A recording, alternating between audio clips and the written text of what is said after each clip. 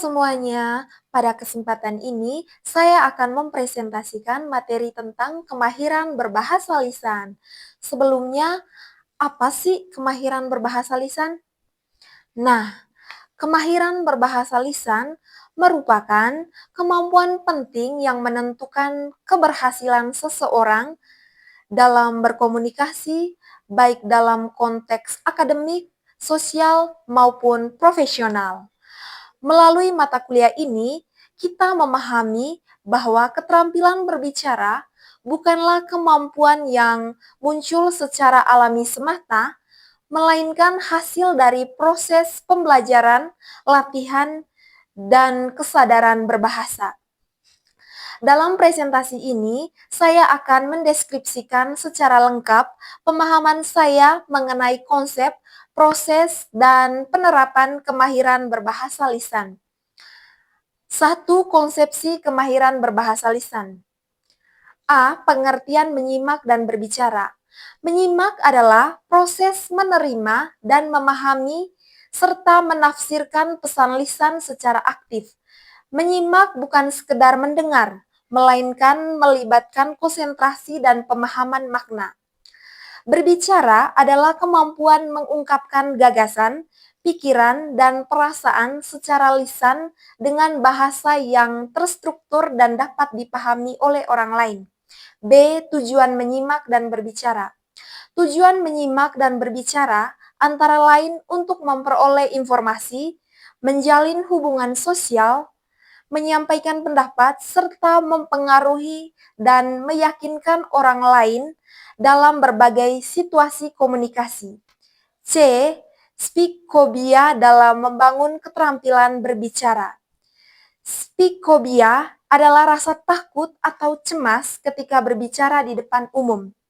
Ketakutan ini dapat muncul karena kurangnya kepercayaan diri atau pengalaman. Upaya mengatasinya dapat dilakukan dengan 1. Mengenali jenis ketakutan, 2. Tidak menghindari situasi, 3. Berbicara di depan umum, serta membangun kepercayaan diri melalui latihan bertahap.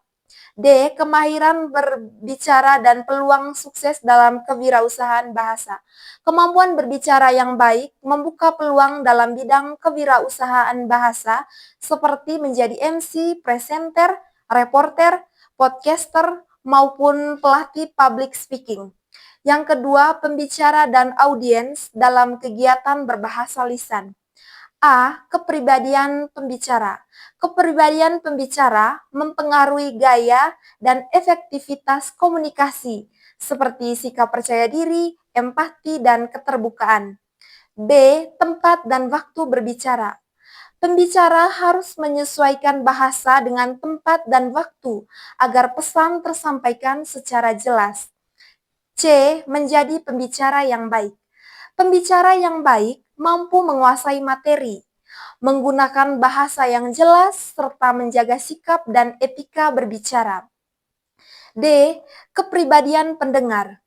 Pendengar yang baik menunjukkan perhatian, sikap menghargai, dan kemampuan menyimak secara aktif.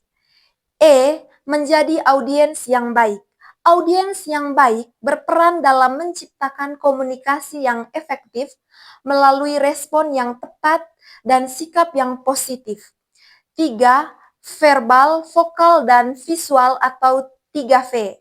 A. Verbal. Verbal berkaitan dengan pilihan kata, struktur kalimat, dan kejelasan pesan. B. Vokal. Vokal mencakup intonasi, tekanan suara, tempo, dan kejelasan artikulasi. C. Visual. Visual meliputi ekspresi wajah, kontak mata, dan bahasa tubuh. D. Seni dan gaya berbicara. Seni berbicara menuntut kreativitas dan variasi bahasa agar komunikasi tidak monoton dan lebih menarik. 4. Kemahiran monologika. A. Model MC. MC berperan sebagai pengatur jalannya acara. Seorang MC harus menguasai teknik berbahasa, sikap profesional, serta persiapan dan pelaksanaan acara. B. Model pidato. Pidato merupakan penyampaian gagasan secara lisan di hadapan khalayak. Keterampilan dasar pidato mencakup penguasaan materi, teknik bahasa, serta penampilan. C. Model. Model presenter atau reporter jurnalistik.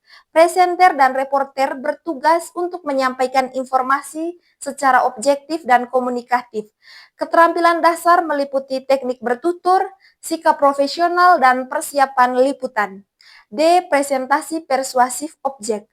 Kewirausahaan presentasi persuasif bertujuan meyakinkan audiens terhadap suatu produk atau gagasan dengan bahasa yang menarik dan meyakinkan. 5. Kemahiran dialogika. Yang pertama, model debat. Debat menuntut kemampuan berargumen, berpikir kritis, dan menyampaikan pendapat secara logis dan santun. B. Model diskusi. Diskusi bertujuan untuk mencari solusi bersama melalui tukar pendapat yang terarah. C. Model podcast. Podcast melibatkan interaksi antara host dan narasumber dengan bahasa yang komunikatif dan santai. D. Model presentasi seminar.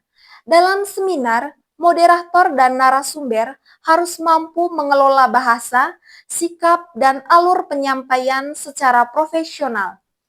6. Kemahiran berbicara berdasarkan konteks. Berbicara harus disesuaikan dengan konteks, baik formal maupun non-formal. Pemilihan bahasa yang tepat akan menentukan keberhasilan komunikasi. 7. Menjadi pembicara efektif dan profesional. Pembicara profesional memiliki kemampuan menyampaikan pesan secara jelas, sistematis, beretika, dan percaya diri, khususnya dalam forum ilmiah dan formal. 8. Membangun kewirausahaan berbahasa. Kemahiran berbahasa lisan dapat dikembangkan menjadi profesi dan sumber penghasilan melalui kegiatan berbahasa yang profesional dan kreatif. Kesimpulannya, melalui pemahaman kemahiran berbahasa lisan, kita bisa menyadari bahwa berbicara bukan hanya soal menyampaikan kata-kata, tetapi juga tentang membangun makna, relasi, dan peluang. Oleh karena itu, keterampilan ini perlu terus dilatih dan dikembangkan untuk menjunjung keberhasilan akademik maupun profesional. Demikian presentasi ini. Semoga materi yang saya bawakan tadi bermanfaat untuk kita semua. Sekian dan terima kasih.